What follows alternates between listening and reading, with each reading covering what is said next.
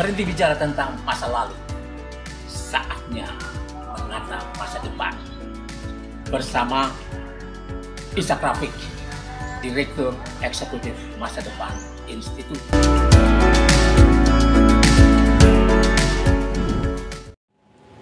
Assalamualaikum warahmatullahi wabarakatuh. Saudara-saudara sekalian, Anda masih bersama Ishak Rafiq, Direktur Eksekutif Masa Depan Institut. Panjangnya Institut Masa Depan Indonesia. Ada perkembangan yang menarik dalam dunia politik kita berhubungan dengan Mahkamah Konstitusi MK yang dulu sudah membawa bangsa ini meninggalkan konstitusi dengan mengutak-atiknya dalam urusan usia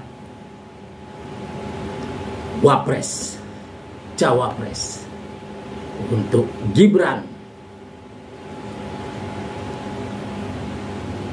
Kemudian Ketua Majelis Kehormatannya Jimli Asyidiki juga melakukan blunder yang sama, karena dia mengatakan sebelum sidang kehormatan itu, Majelis Kehormatan, Jimli menganggap bahwa urusan perubahan ketentuan Undang-Undang Dasar dalam masalah usia Capres, Cawapres, Perpres itu adalah bukan domainnya MK, tapi domainnya DPR RI.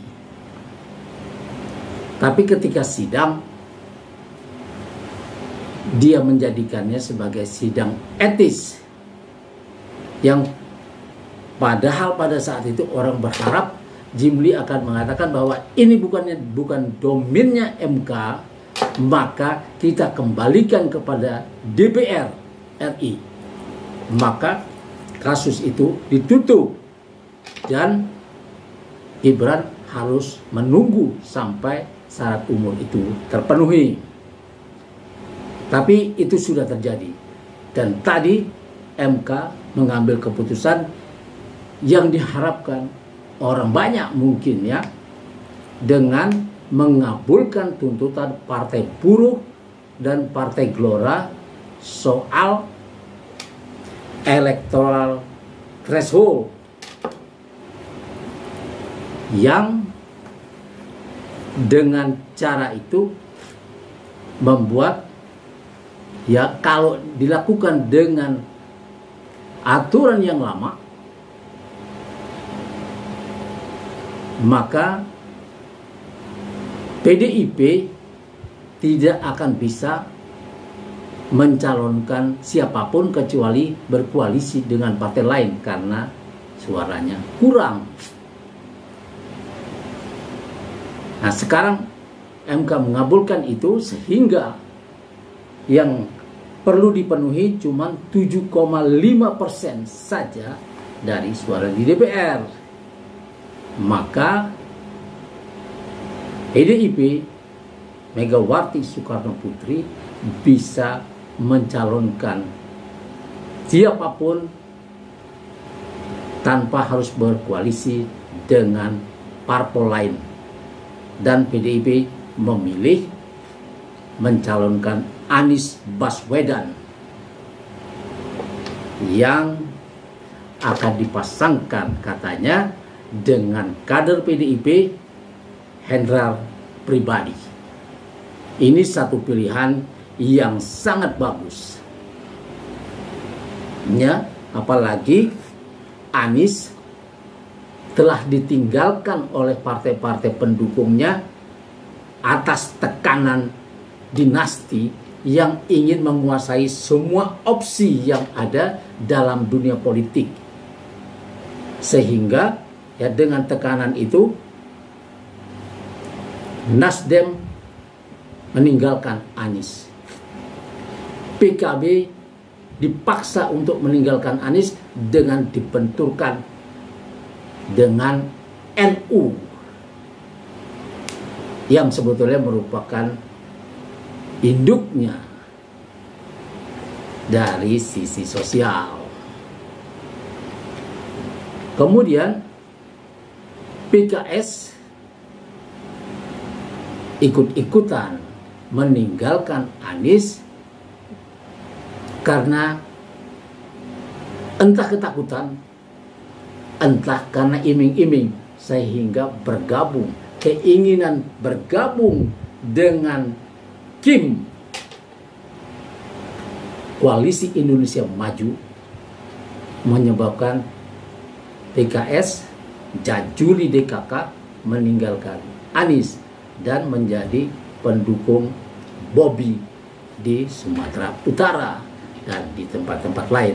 Anies ditinggal sendirian. Pada saat Anies ditinggal sendirian inilah kemudian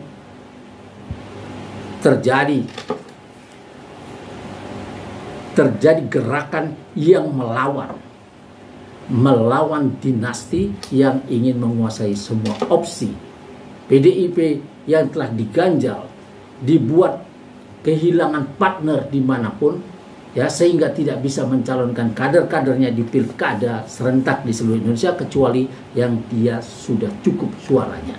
Nah, sekarang itu sudah terbuka semuanya. Dan dengan ini Anies bisa maju bersama PDIP untuk Jakarta.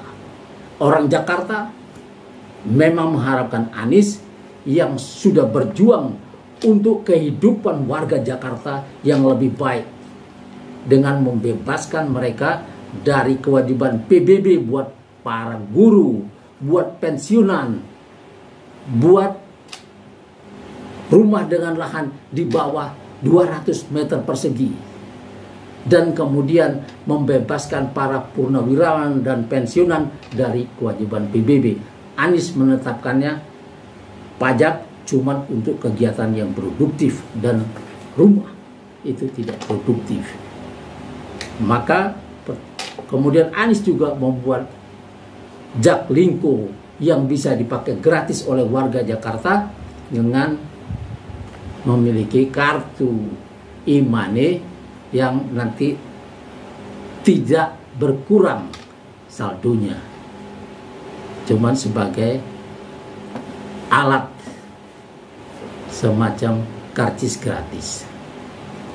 Itu kemudian Jakarta dibuat enak dan tidak ada lagi penggusuran seperti pada masa Ahok, di mana 8.215 kakak penduduk Jakarta, rakyat kecil pribumi, kehilangan rumah tanpa ganti rugi. Itulah yang sudah dibuat Anies dan Jakarta adem. Tapi kata teman-teman Iluni UI Malam dalam diskusi dengan Masa Depan Institut, mereka bilang jangan senang dulu karena ini cuma pilihan. Jokowi melihat perlawanan ini akan sangat keras bila pintu ini tidak dibuka, bila semua saluran komunikasi dan keinginan memilih calon-calonnya sendiri ini tidak dibuka, maka yang terjadi adalah tsunami sosial. Inilah yang mau dicegah dengan keputusan MK tersebut. Apalagi setelah ada pencurian data penduduk untuk diberikan kepada calon independen Dharma Pangrekun. Mungkin ini yang diinginkan istana, melawan calon dari istana. Ya, Ridwan Kamil bersama Kaisang mungkin, atau dibalik, atau memang itu kemudian Ridwan Kamil akan diangkat menjadi menteri dan Kaisang akan menjadi gubernur Jakarta. Itulah yang diinginkan. Kalau melawan Dharma Pangrekun yang abal-abal, kata orang, itu pasti bisa dimenangkan oleh pasangan Ridwan Kamil dan Kaisang ini menjadi ringan daripada harus malu karena harus melawan kotak kosong. Dan bila kotak kosong itu menang, maka yang malu adalah dinasti Jokowi, keluarganya, Luhut, dan semua timnya dan lain-lain. Itu akan malu besar. Dan nanti dari kotak kosong itu boleh saja warga Jakarta menentukan Anieslah bagian dari kotak dari yang bisa mewakili kotak kosong itu karena kami mau itu. Itu bisa saja dalam politik apapun bisa dilakukan karena merubah undang-undang dasar saja bisa dilakukan oleh MK yang iparnya sang presiden.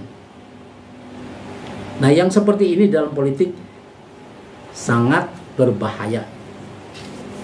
Dan kalau MK tidak menangkan itu dan ini memang permen saja sebetulnya, tapi seberapapun peluang itu Megawati PDIP harus mengambilnya dan Anies adalah orang yang tepat untuk berpasangan dengan kader PDIP setelah ditinggalkan yang lain.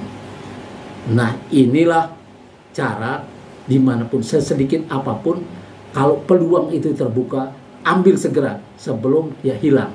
Tapi jangan merasa sudah aman karena kemenangan tidak saja bisa dilakukan, bisa ditentukan oleh pemilih yang banyak itu ya, karena Pilpres sudah membuktikan bahwa lewat aplikasi kemenangan bisa ditentukan sebelum pemilihan. Dan disinilah tim PDIP setelah kehilangan kader-kadernya yang embalilu sudah hengkang dari PDIP, maka ini harus dengan matanya yang setajam banteng. Kekuatannya yang luar biasa ini bisa mengawasi pemilihan dan mengawasi sistem.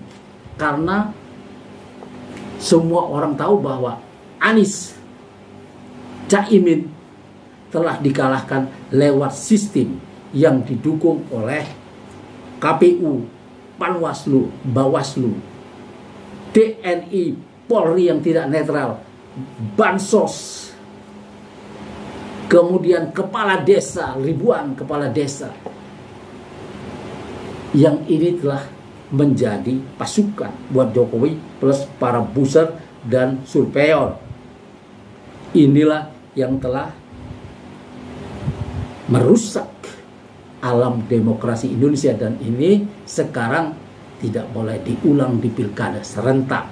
Maka ketika oposisi ini sudah hilang dan orang melihat bahwa Golkar ditekuk sedemikian rupa, Erlangga Hartarto yang sudah demikian rupa berkorban buat Jokowi dan timnya dan capres-cawapresnya telah dikorbankan di depan mata publik, dia disuruh melepaskan posisinya sebagai ketua umum Golkar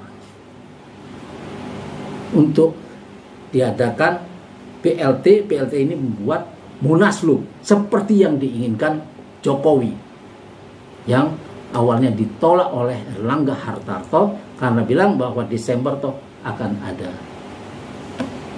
Munas Golkar yang sesuai waktunya. Tapi itu tidak bisa diterima oleh Jokowi dan kemudian terjadilah ini dan sekarang Bahlil nampaknya diplot untuk pegang Golkar dan nantinya kata para pengamat Jokowi akan menjadi dewan pengawas, dewan pembina Golkar seperti Soeharto zaman dulu.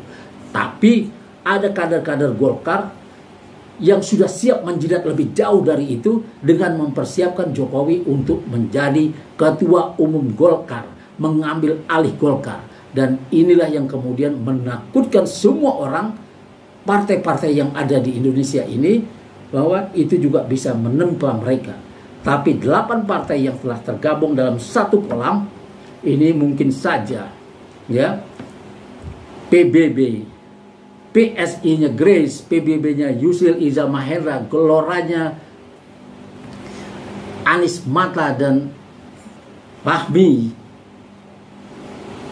ya, ini bisa saja menerima itu. Juga partainya SBY Demokrat yang sudah dikuyok-kuyok bertahun-tahun akhirnya menyerah juga dan ikut masuk kolam. Partai-partai ini saya bilang kalau Jokowi mau mengambilnya bisa bikin fusi untuk 8 partai ini. Itu kalau Prabowo merelakannya. Tapi Prabowo mungkin punya harga diri yang besar sama seperti Megawati sehingga tidak akan rela partainya diakuisisi oleh Jokowi. Dan inilah yang sedang terjadi di depan mata kita.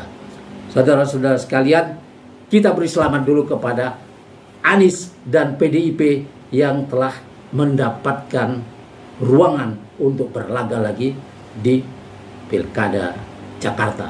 Wassalamualaikum warahmatullahi wabarakatuh.